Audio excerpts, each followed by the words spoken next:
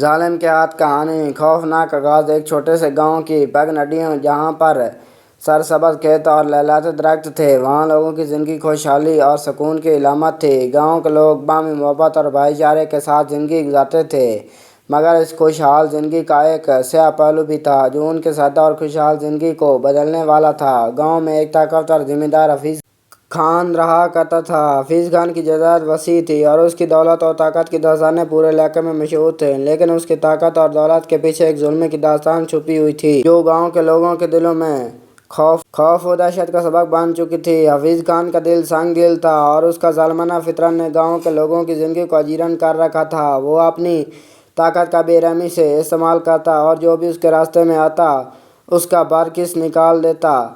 اس کی ہر بات اور ہر عمل میں ظلم کا چھاپ تھی اور گاؤں کے لوگ اس کے خوف سے لرزتے رہتے تھے۔ ایک معصوم کی داستان۔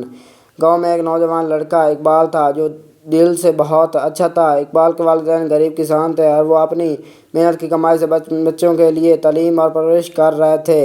اقبال اپنی سادہ زندگی میں خوش تھا، وہ اپنی محنت سے اپنے والدین کی مدد کرتا، لیکن اس کی خوشیاں جلدی ایک بڑے طوفان میں بدلنے والی تھی۔ ایک دن اقبال کی آنکھوں نے حفیظ کو فوج و گاؤں کے کسانوں کو تنگ کرتے ہوئے دیکھا۔ حفیظ خان نے اپنی قوی آواریوں کے ذریعے کسانوں سے ان کی فصلیں چھین لی تھیں اور انہیں بے یار و مددگار چھوڑ دیا تھا۔ اقبال نے اپنے دل میں یہ عزم باندھ لیا کہ وہ حفیظ خان کے ظلم حکمرانی کے خلاف آواز اٹھائے گا۔ مزاحمت کی لہر۔ اقبال نے اپنے چند دوستوں کو جمع کیا اور ایک چھوٹا سا گروپ بنایا جو حفیظ خان کی ظلمات کے خلاف جنگ کرنے کا عزم رکھتا تھا۔ وہ اپنے دل میں ایک خواب سجائے ہوئے تھا کہ وہ اپنے گاؤں اور لوگوں کو ظلم سے آزاد کرائے گا۔ اقبال اور اس کے دوستوں نے چھپ کر حفیظ خان کی فوجداری کارروائیوں کی منصوبہ بندی اور یہ سوچ کہ کب اور کیسے وہ حفیظ خان کے ظلم کا جواب دیں گے، لیکن یہ سب کچھ آسان نہیں تھا۔ حفیظ خان کی فوج طاقتور تھی اور وہ ہر کسی کو اپنی گرفت میں لے چکا تھا۔ اقبال کی پہلی کوشش ناکام ہو گئی اور حفیظ خان نے اسے سزائے موت کا حکم صادر کر دیا۔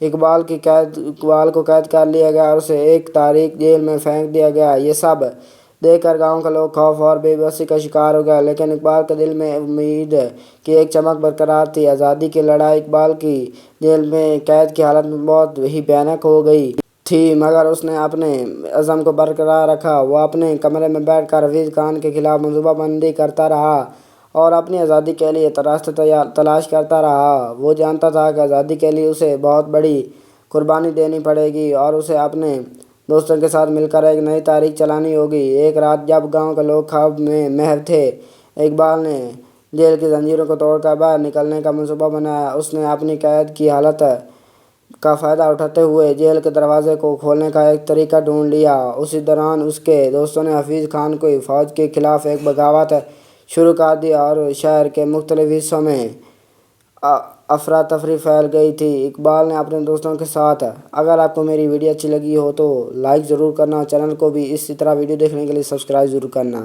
ساتھ مل کر حفیظ خان کی فوج کے خلاف جنگ کی اور بہت محنت اور قربانی کے بعد حفیظ خان کو شکست دی۔ حفیظ خان کے دربار میں داخل ہو کر اقبال نے اعلان کیا کہ آج سے ظلم و ستم کا خاتمہ ہوگا اور ہر انسان کو انصاف ملے گا۔ انصاف کی فراہمی۔ اقبال کی قیادت میں گاؤں نے ایک نئے دور کا آغاز کیا۔ حفیظ خان کو انصاف کے کٹہرے میں لایا گیا اور اس کے ساتھ ظلم و ستم کی سزائیں سنائی گئیں۔ اقبال نے گاؤں کے لوگوں کے ساتھ مل کر ایک نظام انصاف قائم کیا جو ہر کسی کو برابری کا حق دیتا تھا۔ اب گاؤں میں امن و امان قائم تھا اور لوگ اپنی زندگی کے نئے دور کا استقبال کر رہے تھے۔ اقبال نے اپنی زندگی کی تمام مشکلات اور قربانی کو یاد کیا اور سمجھا کہ ہر ظلم کے بعد ایک نیا صبح آتا ہے اور ہر سختی کے بعد سکون کی حالت آتی ہے۔